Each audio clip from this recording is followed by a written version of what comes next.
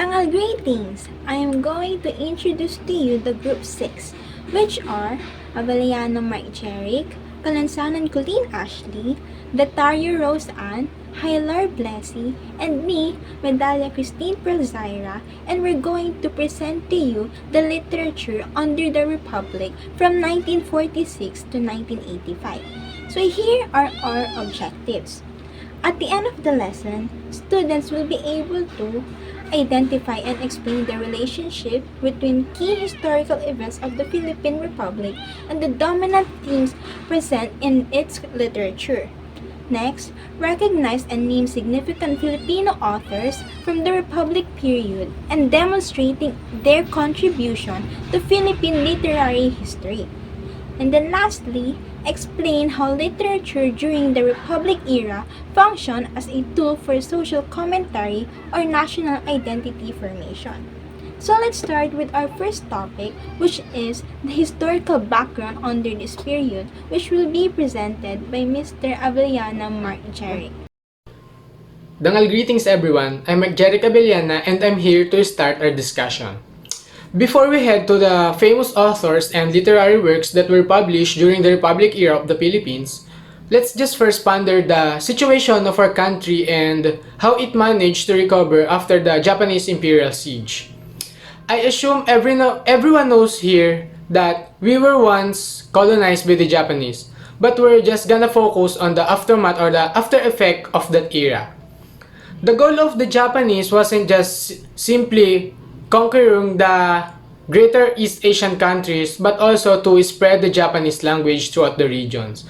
After all, the 6 Years' War or the World War II wasn't simply about just conquering territories, acquiring resources, or having power, or who would sit at the top. It is a war of ideologies and how the world should be.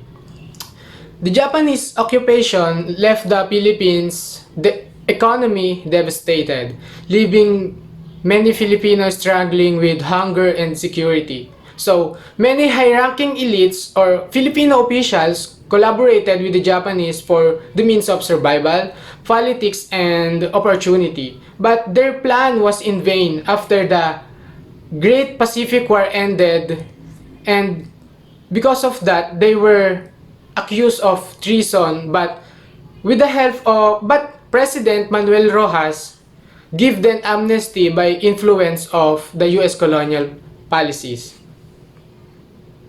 So, with that being said, within the Republic, the Philippine Republic is being crushed within because of the unresolved issues of that collaboration during the US colonial rule. But the US have an idea.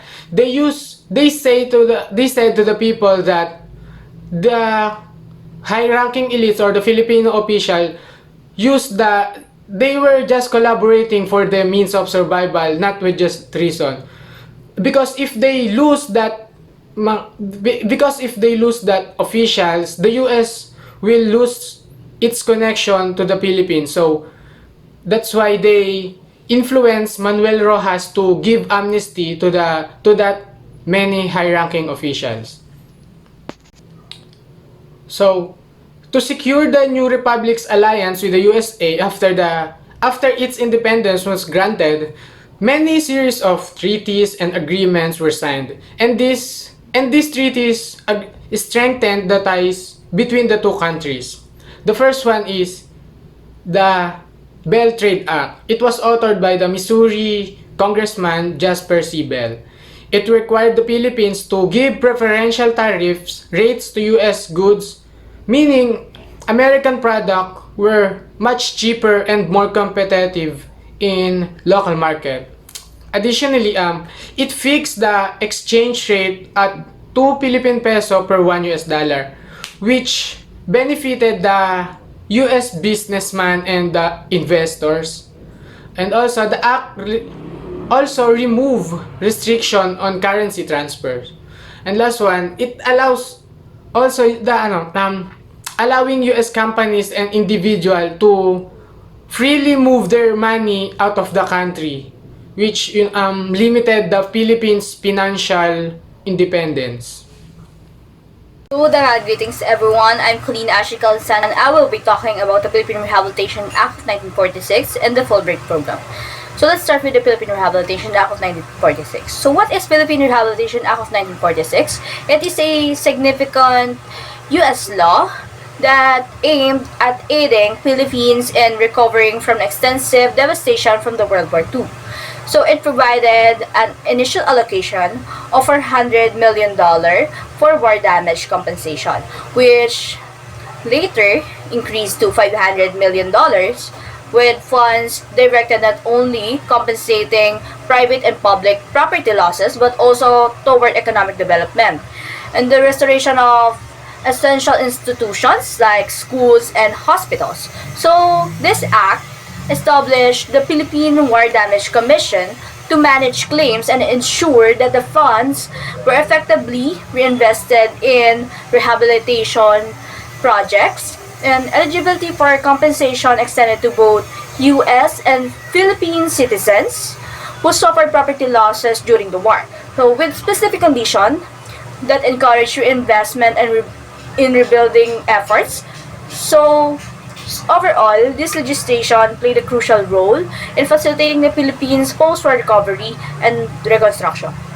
So now, let's move on to the Fulbright program. So the Fulbright program is introduced by J. William Fulbright, and it particularly through the Philippine American Education Foundation, or PAEF, in the Philippines, and it aims to foster mutual understanding between the U.S. and the Philippines via academic and cultural exchange.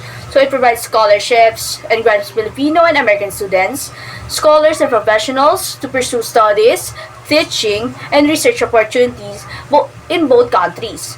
So it established in 1948, and PAEF plays a crucial role in administering the program, selecting guarantees, and facilitating educational initiatives.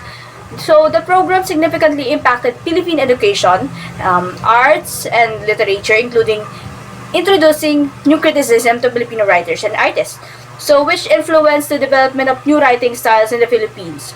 So Fulbright Philippines continued to adopt its program to address current issues and promote multidisciplinary collaboration. And that's all. Thank you. So, Dangal greetings! Once again, I am Christine Prelzaira Medalla, and I am going to present to you right now the characteristics of literature during this period. So this is about the features, the themes, and influences that shaped the Philippine literary works in history. So let's proceed. So we will talk about the two distinct characteristics. First, the merger of traditions. Merger of traditions refers to the blending of cultural influences, particularly the two indicated here, which are the Tagabayan and Tagabukid, which they shape the Filipino society and politics. So these were the two cultures made up of political entities. So let us first talk about the Tagabayan. So you already know from the term that this refers to the group of people who live in the urban or town centers during this period. Basically, they are the people who live in urban areas who most likely have access to everything. So as indicated here in this slide, they exercise political power and American intelligentsia. If you do not know, intelligentsia means very educated people in society. So American intelligentsia means that they are the group of people who are very or highly educated and intellectual individuals in American society. Most likely, these are the scholars, the writers, or policy makers that shape the governance and artistic movements. The reason why American is included in this definition is because in this period, we are heavily influenced by the Americans, especially the Tagabayan. So, this is because of American colonialism, in which the American people brought their culture to us, or they brought their culture with us, and the Tagabayan people adopted it. So they are open to it and they embrace it as a part of their life. That's why modernization and progress exist now, like infrastructure, technology, and governance. So in terms of infrastructure, the Americans introduced us to modern urban planning. So that's why roads, bridges, railways, and public city buildings exist now, which improves our city life. In terms of technology, there is an improvement of printing presses, radios, telegraphs, and there's an advancement of medical technology, which now we have access to proper health care. In terms of governance, the Americans introduced us to the democratic government. So that's why we now have the president, vice president, legislative body, or the Congress, or just like the three branches of government, which are the executive, legislative, and judiciary. So that's it. So basically, the Tagabayan people they welcome the Western culture and embrace it as a part of their life, which brought us to now, or which brought us today.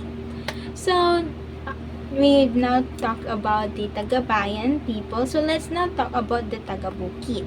So, if the Tagabayan people live in urban areas, the Tagabukid people live in rural areas or mountainous regions. So, basically, they are away from the colonial urban areas. So, under it, the Tagabukid indicates educational qualification.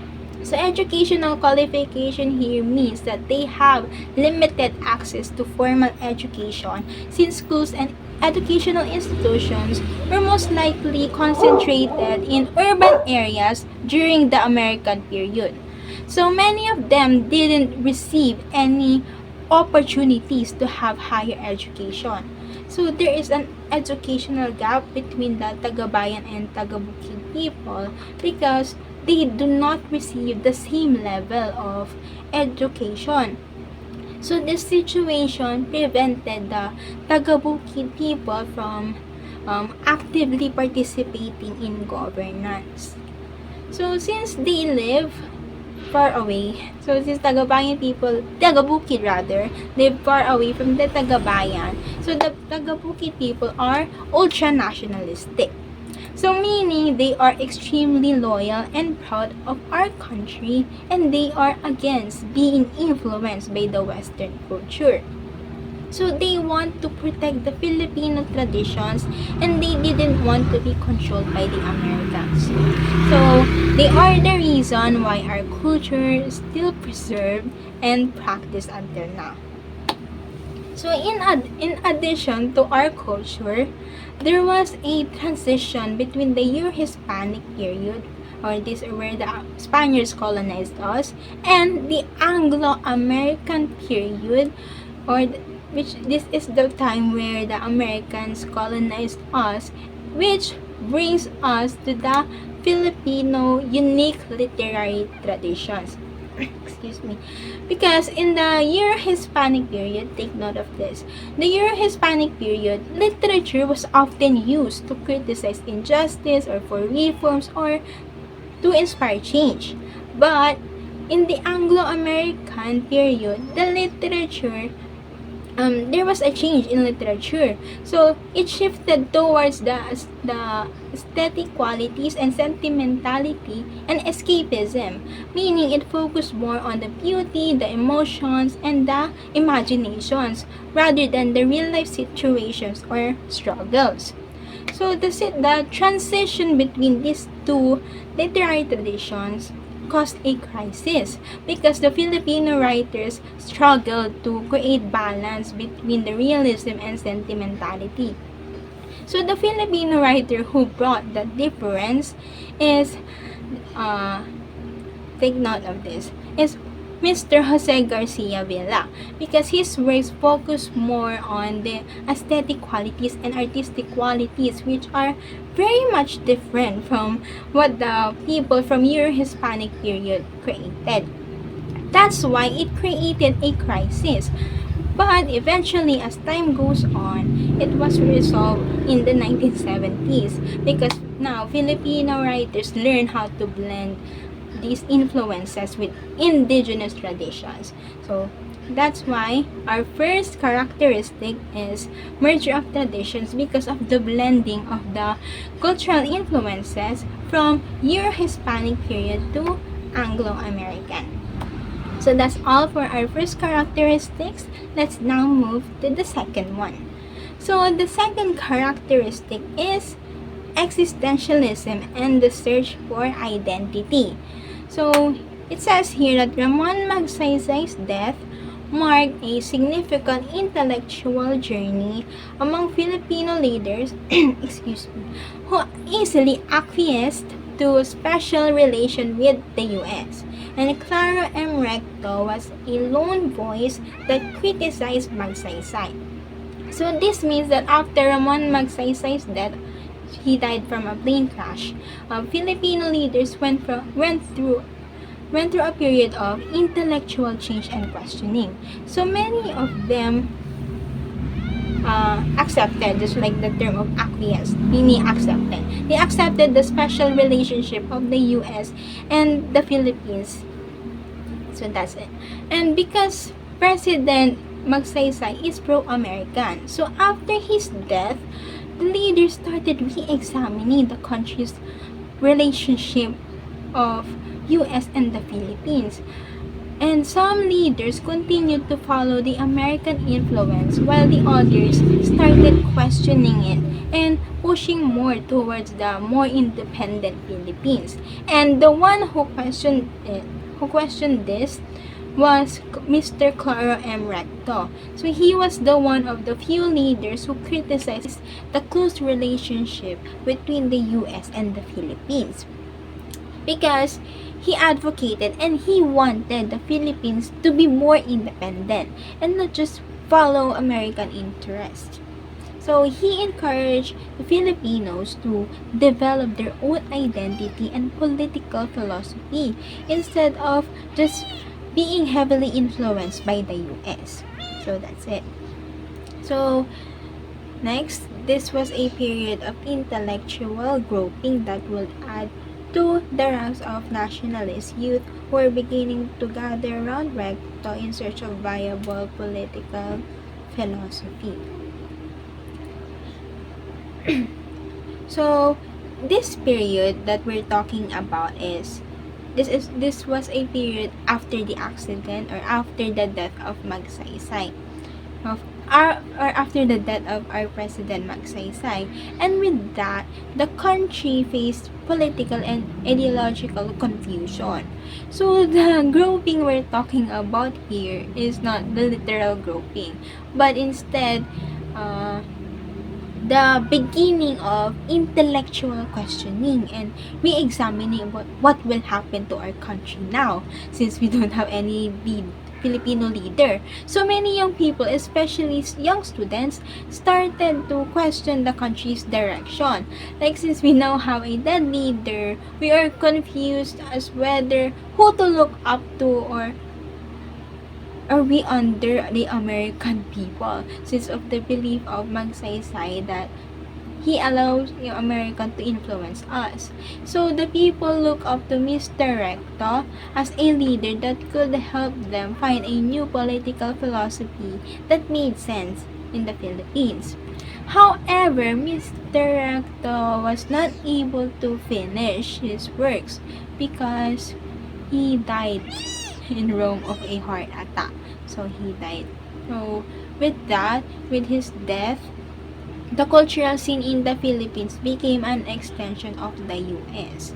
So that's why we now have, so now that like the publications from New York were brought to Manila. Like, we now have the poetry, fiction, drama, and it became popular in the Philippines. So that's after the death of Mr. Recto.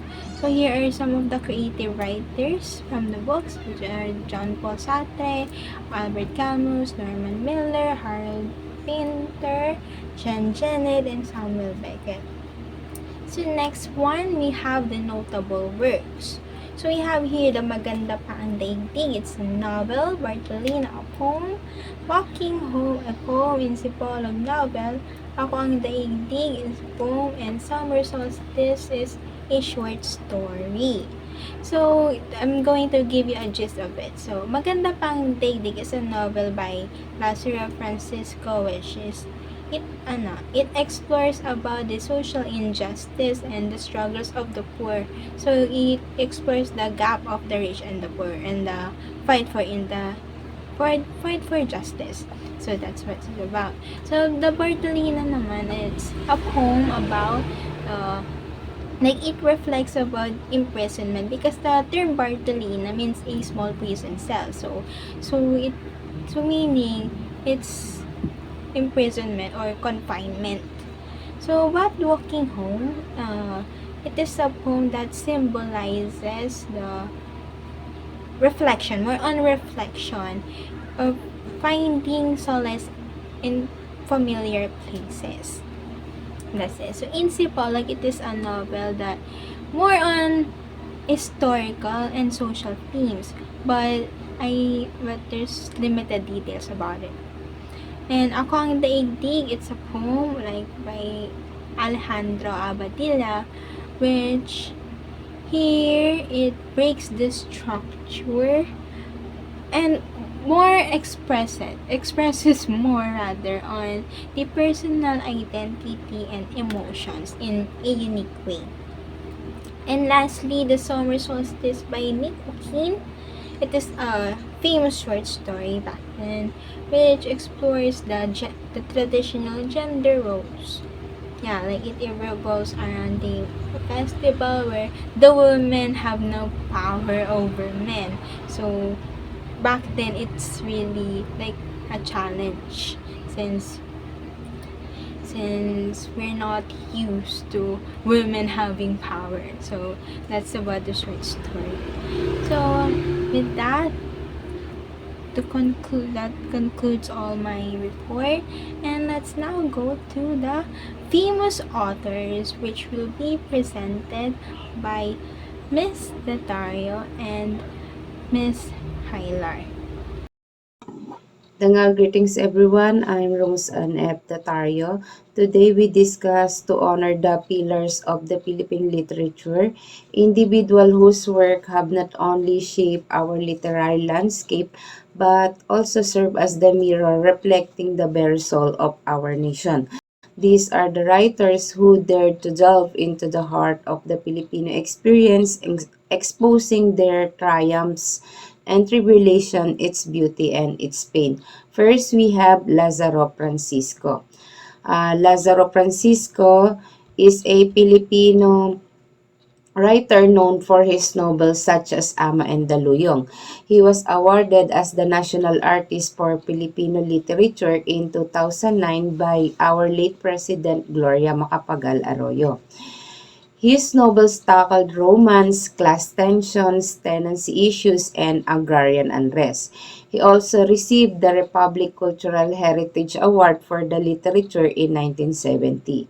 He is considered as the leading Filipino pianist because of his mastery of the Tagalog language, his profound social conscience, and his impactful novels that deeply explore the struggles of the Filipino farmers and workers, highlighting their exploitation and advocating for their rights.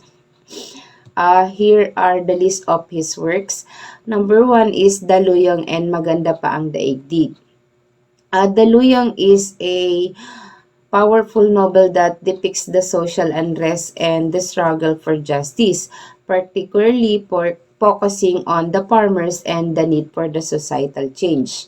And Maganda Pa Ang Daigdig, it's expose the themes of hope and resilience, emphasizing the enduring beauty of the human spirit and the natural world despite of social injustices. Next is the Bayang Nagpatiwakal. It has a critical look of the social and political ills in the Philippines, highlighting the self-destructive tendencies of a nation by corruption and inequality. Next is number 3 is Ilaw sa Hilaga. Uh, it is a social issues in the northern region of the Philippines, likely emphasizing the struggles of rural communities and the search for enlightenment and progress. Next, we have Amado B. Hernandez. Commonly known as Amado B. Hernandez, was a Filipino writer and labor leader who was known for his criticism and social injustices in the Philippines and was later imprisoned for his involvement in the communist movement. He was accused of being a high-ranking member of the Hukbalahap. Hukbalahap is a communist guerrilla group fighting against the Philippine government during the post-World War II. The charges against him included rebellion, complex with murder, arson, and robbery, which were considered serious crime by our government. In his view, the function of the writer is to act as a conscience of the society and to affirm the greatness of the human spirit in the face of inequality and oppression. He also born in Hagonoy, Bulacan but grew up in Tondo, Manila where he studied at Manila High School and at the American Correspondence School. He wrote 2 novels that reflected the political and economic troubles of the 1950s, yung Mga Ibong Mandaragit and Luha ng Buhaya. Mga Ibong Mandaragit is a socio-political novel that exposes corruption and exploitation in post-World War II in the Philippines, using symbolic birds of prey to represent those who prey in the weak. Next is the Luha ng Buhaya. It consists of 53 chapters. The story is about a poor farmers uniting against the greedy desire of the prominent family of the Grandes. In Filipino idioms, crocodiles were used to symbolize those people who are corrupt. Then, the buwaya in the title refers to the Grandes family who were greedy for money. Next is the Bayang Malaya. It is a long narrative poem about a crusading newspaper who become a guerrilla fighter, a labor leader, and then a political prisoner. It is an epic poem that celebrates the Filipino spirit of resistance and the struggle for national liberation. Then number 4 is Isang Dipang Langit. It bears the mark of romanticism traceable to Balagtas and the stamp of social concern deriving from Rizal and other poets, including the titular one that reflects on Hernandez's experiences in prison and his unwavering belief in justice and freedom. Next is Alejandro Abadilla.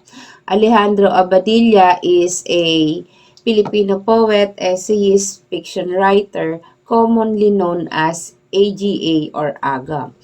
Critic Pedro Ricarte referred to Abadilla as the father of modern Philippine poetry. He was known for challenging established forms and literatures, excessive romanticism, and emphasis on the rhyme and meter. He was a young poet in 1940. Here are his works. Ako ang Daigdig at yung Piniling Mga Tula ni Aga. Sa Ako ang Daigdig is asserting individual power and autonomy, while yung Piniling Mga Tula ni Aga is a significant poem showcasing his innovative use of language and his challenge to conventional poetic norms. Next, we have Macario Pineda. He was a Philippine writer known for his short story Suyuan Dapan. He is a Tagalog fictionist who excelled in the authentic evocation of the Philippine countryside. One of his work is Pinakamabubuting Maikling Kwento ng taong 1943. This collection is a testament to Pineda's skill in portraying rural Filipino life during a tumultuous time. His stories are known for the authentic depiction of the countryside. Next, we have NBM Gonzales. NBM stands for Nestor Vicente Madali Gonzales, better known as NBM Gonzales, fictionist, essayist, poet, and teacher, articulated the Filipino spirit in rural-urban landscape. Among the many recognitions, he won the first Commonwealth Literary Contest in 1940, received the Republic Cultural Heritage Award in 1960, and the Gawad CCP para sa Sining in 1990. Also, he became UP's International Writer in the Residence and a member of the Board of Advisors of the UP. Here are his works. Number 1 is The Window of April, 1941. A coming-of-age novel set in Mindoro, exploring themes of identity, family, and the search for meaning in a changing world. Next is Seven Hills Away, 1947. It is a collection of short stories that depict the lives of the rural Filipinos, emphasizing the resilience and connecting to the land. Next is The Children of the Ash-Covered Loam and Other Stories in 1954. It is short stories that explore the struggles and triumphs of people living in the aftermath of natural disaster, highlighting their ability to rebuild their lives.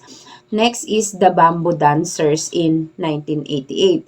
It is a novel that follows a Filipino artist's journey of self-discovery as he travels through Asia and the United States, exploring the themes of cultural identity and alienation. Next is Look Stranger on This Island Now in 1963. It is a collection of essays and stories that reflect on the Filipino experiences, exploring themes of history, culture, and identity. Next is Mindoro and Beyond, 21 Stories in 1981.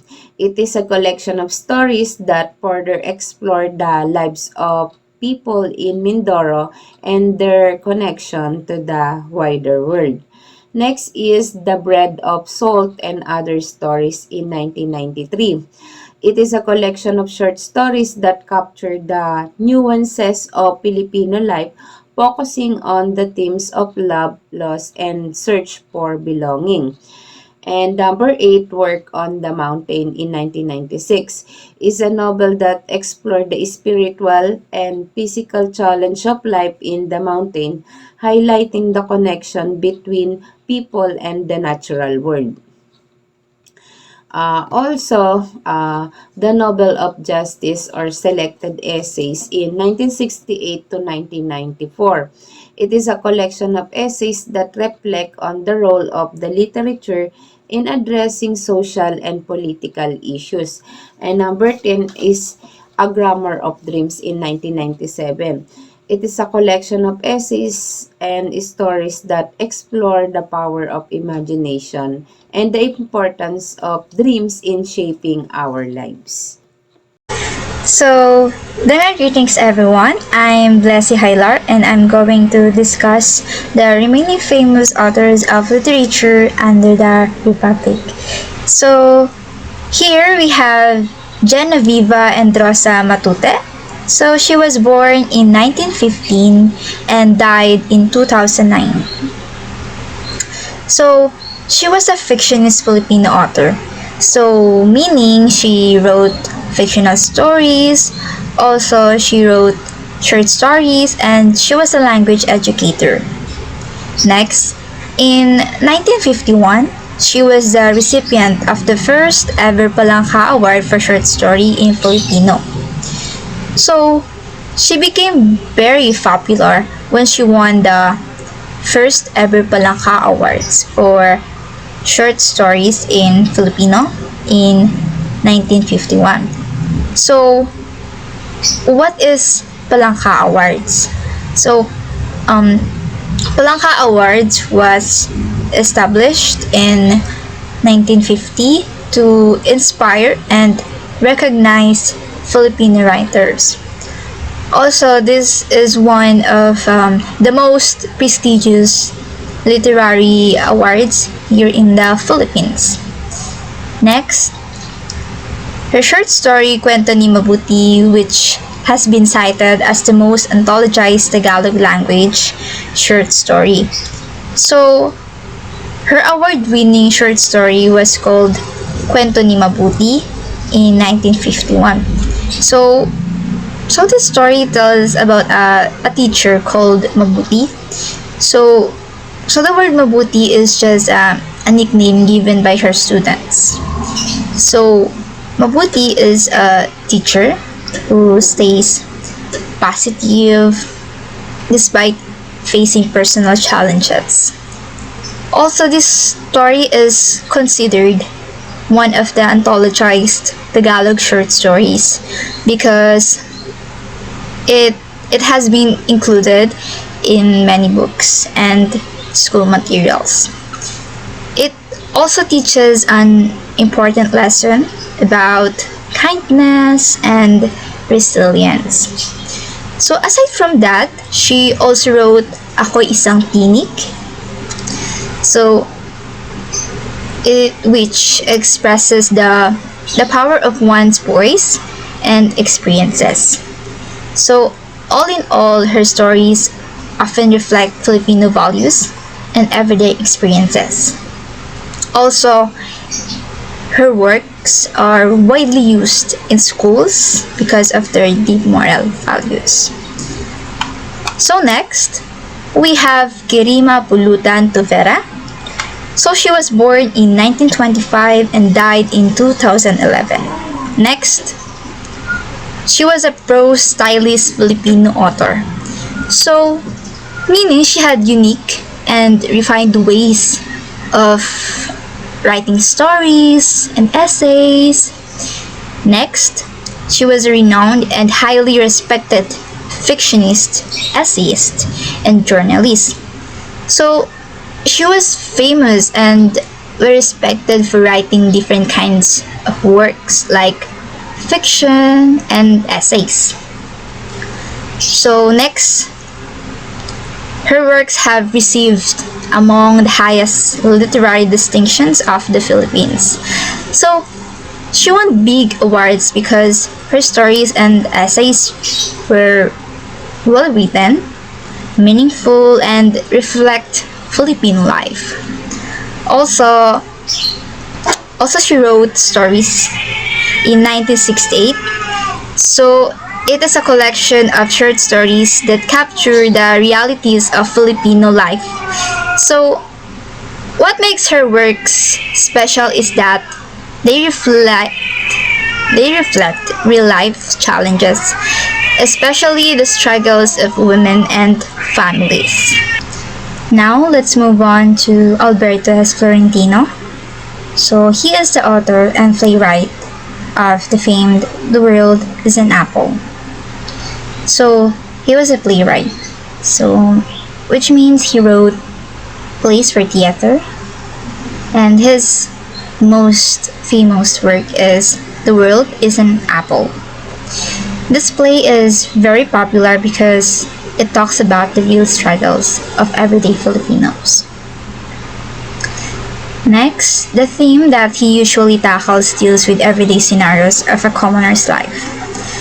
So, meaning, his stories focus on the daily struggles of ordinary people, like those who are poor or facing hardships. Next, he usually portrays the struggles of Filipinos. So, his works show the challenges that Filipinos go through, such as poverty, hard choices, and survival. Also, he wrote The World is an Apple and Other Prize Plays in 1959.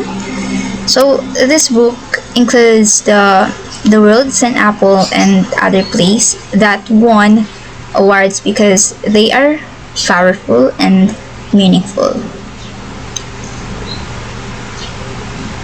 Lastly, we have Emmanuel S. Torres. So he was an English poet, art critic, professor of English and comparative literature at the Ateneo de Manila and curator of its art museum. So, and he was born on April 29, 1932 in Manila. So